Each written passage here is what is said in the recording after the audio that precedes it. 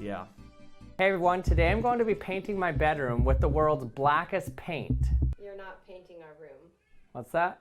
Hey everybody, today I created an entire room that I'm going to be painting with the world's blackest paint. Let me give you a tour of the room.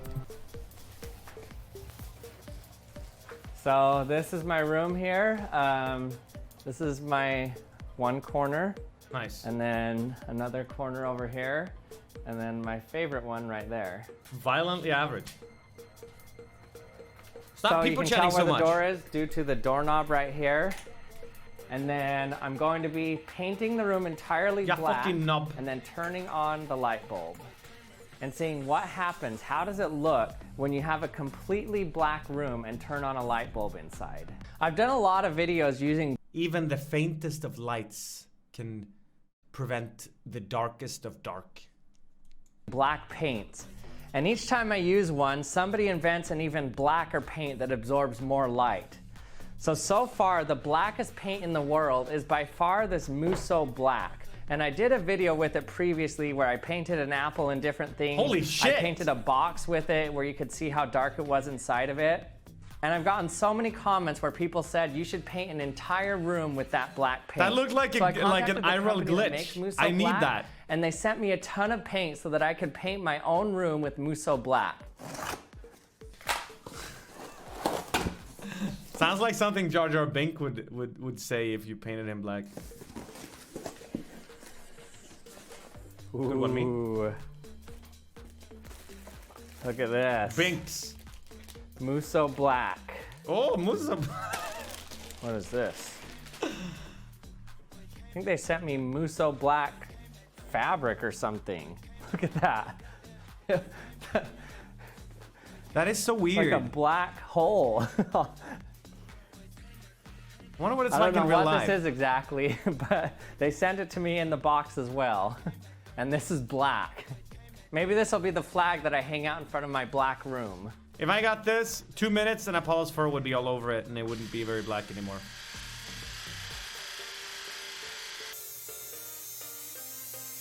That looks fun.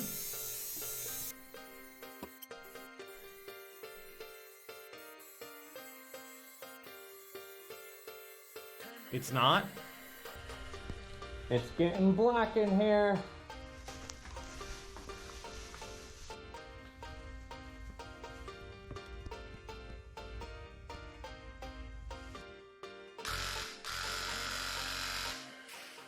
Oh man, Why don't you put it on your face or something?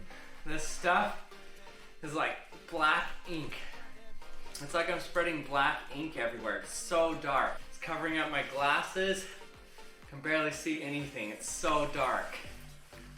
Okay, fucking So on any your bit of arm sheen then. that you can still see. Dip your arm in The it. paint needs to still dry a little bit, so we'll see what it looks like when it's all the way dry. Come on me, brother. Oh man.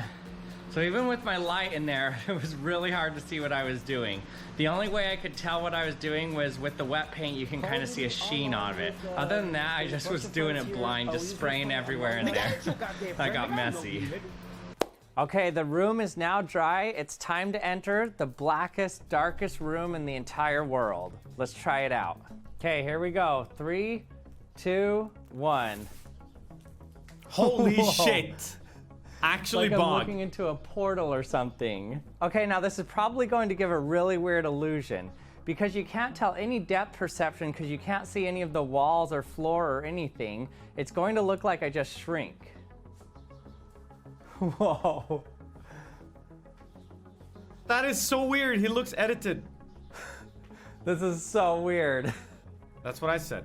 Hey Get your own one. everyone.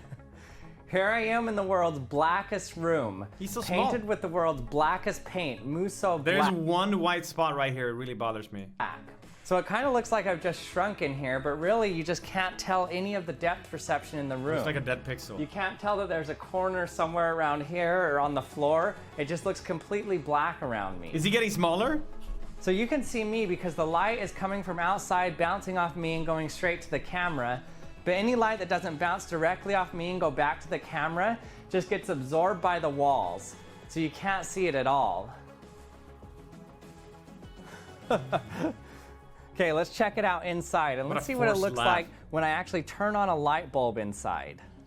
Okay, so up here somewhere is my light bulb socket. Screw it in.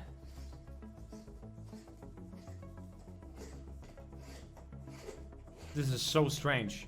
But I don't know what it's... And then we're gonna see what it looks like in a room with a light on where the walls and floor and ceiling absorb over 99% of visible light. Huh. Okay, I'm gonna turn on the light bulb. 3, 2, 1. Dang. Here I am in the world's darkest room. Let's give you a view of this. Okay, now watch this. The walls it's like take I'm none of it. rotating in space around the sun. So you can't see anything behind me. I have light on my face. So when I'm Wait, faced wouldn't you away be able to do a really sexy green screen using this? from the light, you can't see my face at all. Luma key. Do a quick spin. But it would grab... You can't see anything spinning. Like the You mic just see and the stuff. light going around me. So weird. So what's it like being in a room that's painted with the world's blackest paint that absorbs Yeah, almost there's too much dark in the foreground, like it would pick up all of this shit. all the light in the room? Well, it's almost like being in space where you can only be illuminated directly from the light source, not from any reflected light. Now that can kind of pose a problem if you're talking to another person in the room. For example, let's say I'm talking to you. If the light source is in front of me, in between us, it's gonna bounce off of me and then you can see me. But if the light source is behind me, then we can't really have a conversation because the light source is now behind me and you can't see my face at all. So things are a little bit different when there's no reflected light in the room. Okay, now let's take a look at the Musso black velvet. Oh, it's like an invisibility See if cloak. I can make myself disappear.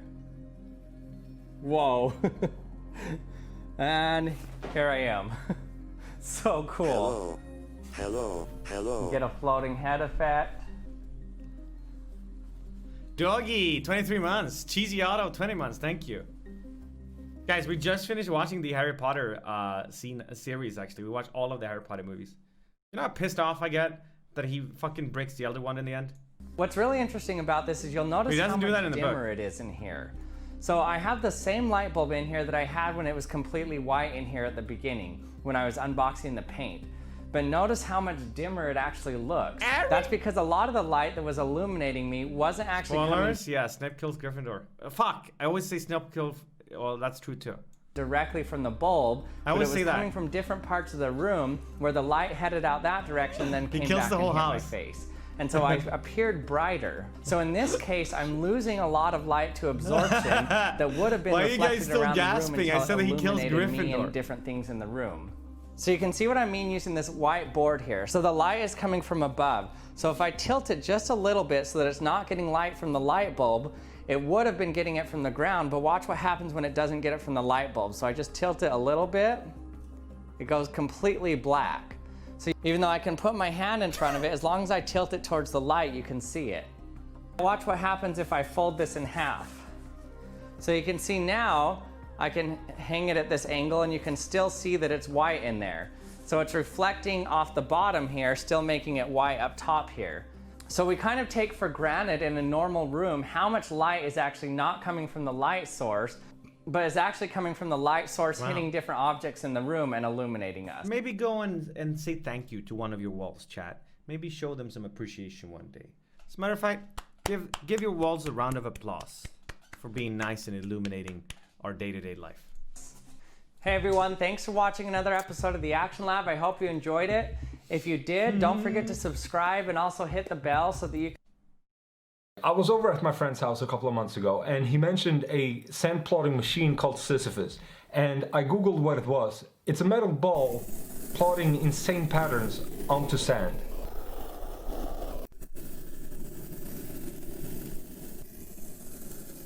Oh, I like that After all, sound. it pretty much is just going to be a heavily modified 3D printer, and not to brag, but I'm pretty good at destroying 3D printers. So the idea is to take parts from a 3D printer and modify the table so that the metal sphere on top of the table can be moved by a large magnet on the bottom side of the table. So the main parts are the base, outer circle and brackets, inner circle, upper ring, then a piece of glass will be placed on top. The circle sections I cut with a laser cutter, and yeah, I got a laser cutter now, and it's freaking awesome. Freaking sweet. Here are the parts that came out of the laser. Hey, so he's just making the same thing that he already They're showed? terrible, and it didn't even make these. Okay, what is this though? I'd like it to be relaxing, calming, and amusing. I would like people Wow. to be a little bit amazed, to figure out how they work, to solve the problem of how it works. My name is David Roy. I'm a kinetic sculptor. I've been doing it for in excess of 40 years. Roy's kinetic sculptures are a mesmerizing feat of artistry and engineering. A single wind can provide hours of Holy entertainment. fudge. Some of them create tension, but some of them are just something you can sit like you would watch a fire and just get lost in the flames. I want And he's one of made these. a lot of them over the years. The different designs, there's over 300 Wait, in the I did Domi on virtual cam on the website and he got a 6.8 beauty score. Like the actual doming emote, or did you take like a picture of him? He got a 6.8? That's pretty high. number of pieces, because I make editions, is 7,000, something like that. Each one of Roy's pieces is entirely mechanically driven. No motors, no electronics. And his degree in physics comes in handy when explaining how they work.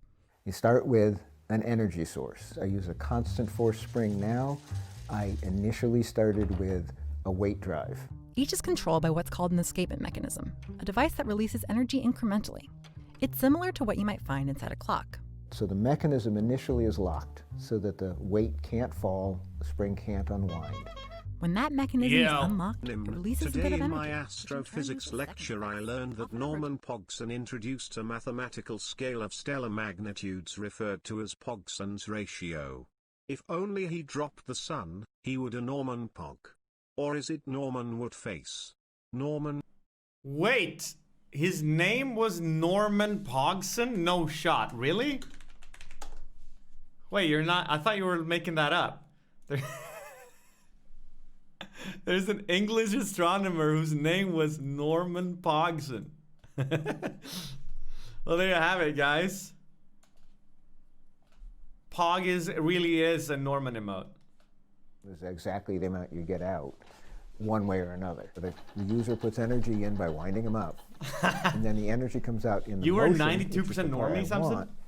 But another way is in the sounds. That takes energy to create the sounds. But most of it, a lot of it gets lost. That's really cool, man. I can't make shit with my hands. Where the things are rotating and rubbing. Roy has tinkered with different mechanisms and materials to try to curtail some of that energy loss. So that's where it appears perpetual only because I work really hard to reduce friction and sound. Roy has always had Whoa. a strong grasp of the science and the mechanics behind We're in his like work, the five head. but he needed a little We're in help. like the five head part of YouTube now. You guys seeing this shit? You have to make Everything's just trippy here. Someone pass me a reefer. I'm sometimes asked, why am I sort of so intrigued with spirals? What is it about spirals? And I think part of the answer is that I just find them beautiful. But I think spirals also make reference to the fact that you can never return to the same place With Magnus Infinite. again, that nothing ever does truly repeat. It goes infinitely small and it goes infinitely large. It's endless. That looks like, what's that Roman cabbage? What's it called? The thing. And you know, we sort of don't know where we came from, and we Ew. don't know where we're going, and we're just sort of this Romano. this piece of that larger picture. Romanesco. I'm John Edmark. I'm an artist, designer, and inventor, Ew. and I teach at Stanford University. I don't think of myself as a sculptor. Clearly, the works are sculptures of sorts, but in a sense, that's a coincidence. They're just the medium that I'm using to ask and answer questions that I'm interested in. The driving motivation of my work is a search for unusual behaviors, things that are non-intuitive, that maybe seem impossible. Dude, this guy's on shrooms. Math has a kind of precision and a way of clarifying relationships that allows me to achieve some of these behaviors and patterns that I'm trying to create. I was working with essentially flat puzzles. I noticed that perimeter never changed shape, it just changed in scale as The you fuck? added or removed pieces. And that then led to the notion of stacking these one on top of the other and rotating them relative to each other to cause these patterns to appear in the form of sort of plateaus that could move up and down the tower. And I'm rotating it each time, I'm rotating it at 137.5 degrees, the golden angle, which is based on the golden ratio. Oh. The golden ratio is the ratio where the smaller That's why it is looked to like a vegetable. the larger as the larger is to the whole. And it ends up, this is a very powerful generative ratio. Anytime you create a pattern using the golden angle, you're going to end up with spirals appearing, and it's actually been shown mathematically to be the best way to distribute leaves on a stem God, to that's hot. minimize overlap.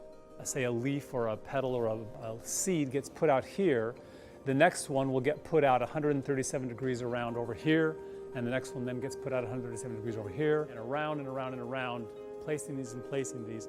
And when that's done in that fashion, you end up getting these kinds of very evenly Fibonacci distributed seed heads. But the spirals are actually a symptom of this process of There it is. That's the one. placing each bud 137 degrees around from the previous bud.